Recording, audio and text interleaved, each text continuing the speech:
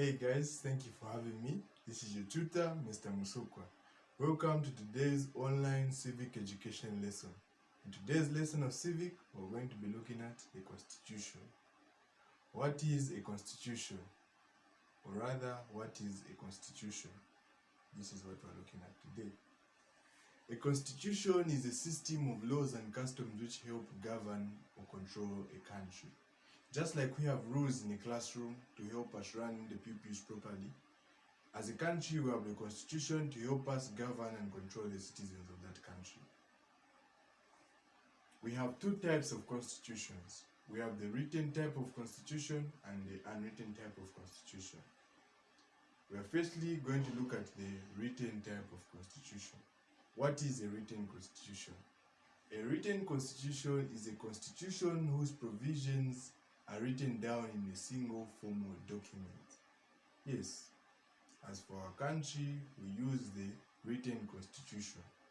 So Zambia's constitution has been written down in a single formal document which you can easily access by simply downloading it on the internet. Yes. So for a written constitution, it is a single document. It has been documented in a single document.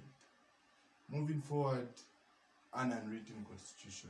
What is an unwritten constitution? An unwritten constitution, this is a constitution whose provisions have not been written down in a single formal document, but they have been written down in a collection of documents. It has been documented in a collection of documents. Yes. So an example of a country or a nation which uses this system is Britain. So Britain's constitution has been documented in a collection of documents. So these are the types of constitutions. We have two types of constitutions, which is the written constitution and the unwritten constitution. And note that an unwritten constitution can either be flexible or rigid. I guess you must be wondering what flexible and rigid means. We are moving to that. Forms of constitutions. We have two forms of constitutions, which is the flexible form of a constitution and the rigid form of a constitution. What is a flexible constitution? A flexible constitution, this is a constitution whose provisions can be easily be amended. Yes. Amended means to convert or to change. So for a flexible constitution, it can be easily be amended by means of referendum, where you vote yes or no to what you want to be amended. Yes. Moving forward, the rigid form of a constitution. So a rigid form of a constitution, this is a rigid constitution. This is a constitution whose provisions cannot be easily amended. But in order for you to amend this constitution, you need special means and long procedures, such as the Constituent Assembly. So for a rigid constitution, it cannot be easily amended. So these are the forms of constitutions. So we have two forms of constitutions, which are the flexible form of a constitution and the rigid form of a constitution. Yes. So I'm going to need you to answer this simple task. You're going to have to list and describe the Zambian constitution. Yes. Moving forward, we are now going to look at the characteristics of a good constitution. What are the characteristics of a good constitution? Does anyone have a clue of what the characteristics of a good constitution could be?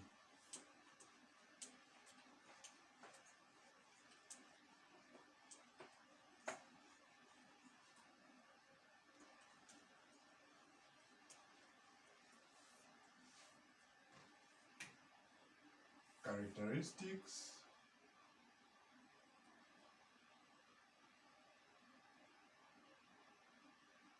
of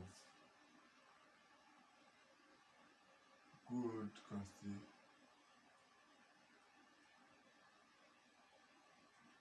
constitution. So, a good constitution should be clear. What do I mean by that? The language used in a good constitution should not be too technical for a regular Zambian citizen to fail to understand. So, the language used in a good constitution should not be too technical. So the language used must be simple in order for any citizen in order for any citizen to understand. Yes. Secondly, a good constitution must protect the rights of citizens.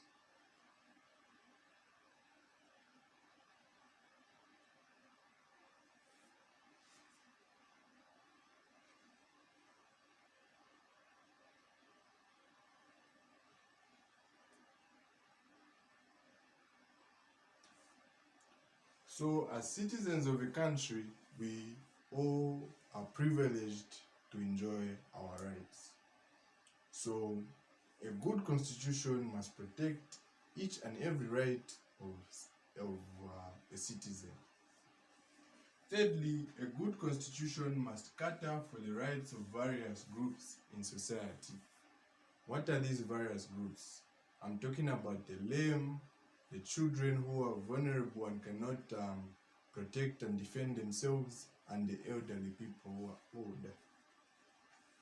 So it must cater for the rights of various groups in society. Fourthly, a good constitution must be stable. What do I mean by that? A good constitution must be stable and stand the test of time.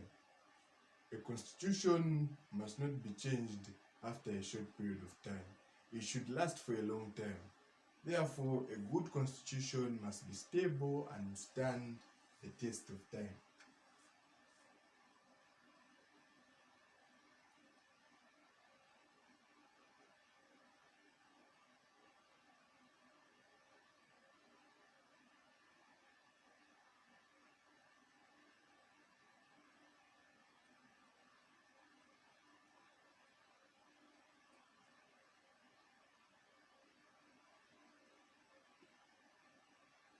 Last but not the least, a good constitution must neither be too rigid to prevent change nor too flexible to be easily tampered with. We already looked at what a rigid form of a constitution is and what a flexible form of a constitution is. So a good constitution shouldn't be too rigid to prevent change. Okay? So whenever there's need to change the constitution, it shouldn't be too rigid to prevent change. And it shouldn't be too flexible to be easily tampered with. Yes. So it should be neither too rigid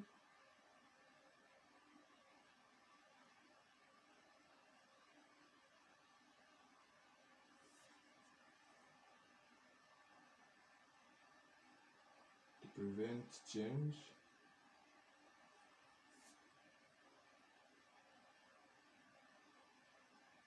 nor too flexible to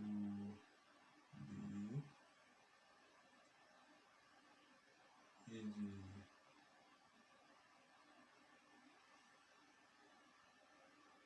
tampered with.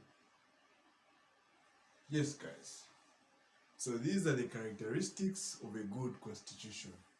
So a good constitution must be clear, it must protect the rights of citizens, it must cater for the rights of various groups in society, it must be stable and stand the test of time, and this must not be too rigid to prevent change, nor too flexible to be easily tampered with. So we've come to the close of our lesson. This has been your tutor, Mr. Musukwa. Looking forward to seeing you in my next lesson.